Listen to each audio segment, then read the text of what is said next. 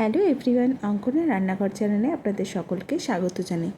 আজ আমি যে রেসিপিটি আপনার সাথে শেয়ার করব সেটা হলো কাতলা মাছের মাথা দিয়ে মুড়ি ঘন্ট। এই রেসিপিটি তৈরি করার জন্য আমি প্রথমে বড় দেখে একটা কাতলা মাছের মাথা নিয়ে নিয়েছি। এটাকে ভালো করে ধুয়ে পরিষ্কার করে নুন হলুদ মাখিয়ে নিয়েছি। এরপর আমি কড়াইতে ভালো করে তেলটা গরম করে নিয়েছি। আমি মাছটা ভালো করে ভেজে নিচ্ছি। মাছটা ভালো করে ভেজে নেবে কড়া করে, যাতে মাছটা কাঁচা না থেকে যায়। একটু লক্ষ্য রাখবে, যেহেতু মুড়োটা অনেকটা বড়, তো আমরা মাছের মুড়োটা বেশ কড়া করে ভেজে তুলে নিয়েছি। এখানে এই রেসিপিটি তৈরি করার জন্য আমাদের উপকরণ স্বরূপ লাগছে কিছুটা পরিমাণ রসুন কুচি, কিছুটা পরিমাণ টমেটো কুচি, সেটা আমি গ্রিন টমেটো নিয়েছি। এছাড়া আর নিয়েছি কিছুটা পরিমাণ আলু, কিছুটা পরিমাণ পেঁয়াজ, সেটাকে আমি কেটে নিয়েছি ভালো করে ছোটো ছোটো করে। এছাড়া আমি দিচ্ছি এর মধ্যে কিছুটা পরিমাণ আদা বাটা আর লঙ্কা বাটা। এছাড়া এই রেসিপিটি তৈরি করার প্রধান যে উপকরণ সেটা লাগছে কিছুটা পরিমাণ কামিনী আতপ চাল। আমি আমার পরিমাণ মতো নিয়েছি, তোমরা চাইলে একটু বেশি করেও নিতে পারো।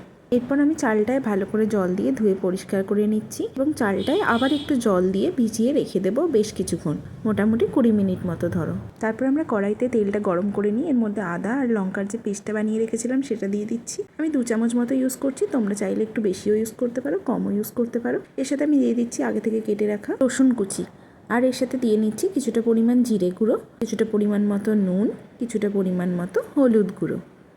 এরপর আমরা মশলাটা ভালো করে ভেজে নেব। তারপর আমি এর মধ্যে দিয়ে নিচ্ছি কিছুটা পরিমাণ লঙ্কা গুঁড়ো। তোমরা তোমাদের ঝাল অনুসারে দিতে পারো, আমি যেহেতু কাঁচা লঙ্কা বাটা দিয়েছি এর আগে, তাই কমই দিলাম। মশলাটা ভালো করে এপিট ওপিট করে ভেজে নেব, গ্যাসের ফ্লেমটা মিডিয়ামে রেখে।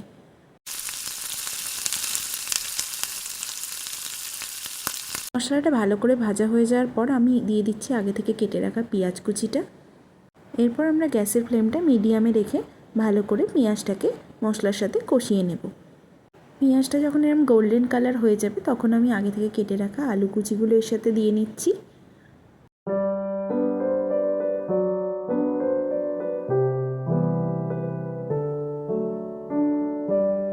মশলাটা ভালো করে কষাতে কষাতে আলুগুলো এর সাথেই আমরা মিশিয়ে ভালো করে ভেজে নেব।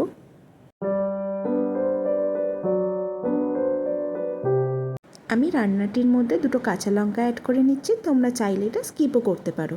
এরপর গ্যাসের ফ্লেমটা হাইতে করে ভালো করে আলুটা মশলার সাথে কষিয়ে নাও 3-4 মিনিট ধরে। এরপর আমি দিয়ে নিচ্ছি কিছুটা পরিমাণ ধনেপাতা কুচি। এরপর আমরা গ্যাসের ফ্লেমটা মিডিয়ামে রেখে রান্নাটা আরেকবার নেড়েচেড়ে মিশিয়ে নেব। তোমরা দেখতেই পাচ্ছ আলুগুলো 70% কুকড হয়ে গেছে। এরপর আমি এর মধ্যে অ্যাড করে নিচ্ছি পরিমাণ মতো কিছুটা জল দিয়ে নেওয়ার পর আমি কিছুটা সময় চাপা কড়ায় রান্নাটা করে নেব, ওই 3 মিনিট ধরো।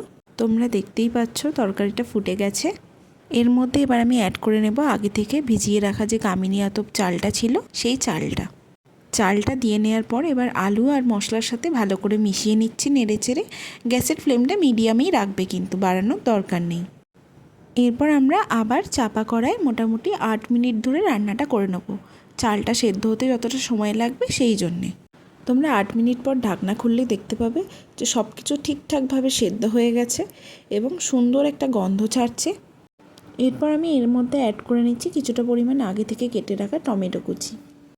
তোমরা চাইলে গ্রিন টমেটো ইউজ করতে পারো বা রেড টমেটো ইউজ করতে পারো। এরপর আমি রান্নাটির মধ্যে অ্যাড করে নিচ্ছি কিছুটা পরিমাণ গরম মশলা গুঁড়ো।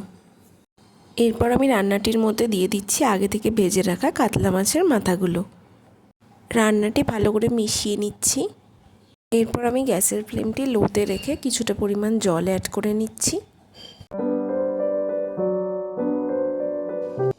তোমরা দেখতেই পাচ্ছ তরকারিটা বেশ সুন্দর করে ফুটে গেছে এবং আমাদের রান্না পুরোপুরি কমপ্লিট। এটা তোমরা গরম ভাতের সাথে পরিবেশন করো, মাছের মাথা দিয়ে মুড়ি ঘন্ট। Thank you for watching.